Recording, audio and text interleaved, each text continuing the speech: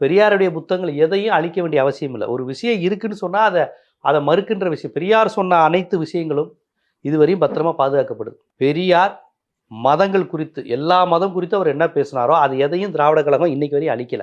அது அப்படியே தான் இருக்கு.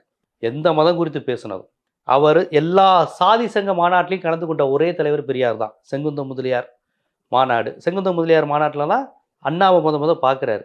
வன்னியர் குல சத்திரியர் மாநாட்டில் தான் ஆணைமுத்து ஐயா வந்து பெரியாரை பார்க்குறாரு.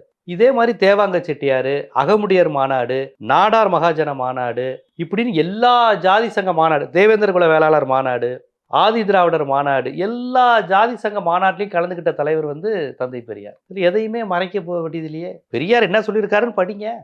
எல்லா இதுலேயும் கலந்து கொண்டவர் அவர் தான். அவர் போட்ட மாநாடுகளை பட்டியலிடுறேன். எந்த மாநாடு அவருக்கு மிஸ் ஆகுதுன்னு சொல்லுங்கள். செங்கற்பட்ட சுயமரியாதை மாநாடா, பட்டியல் சமூகத்தினர் மாநாடா, தீண்டப்படாதோர் மாநாடா, ஆதி திராவிடர் மாநாடா, விதவைகள் மாநாடு.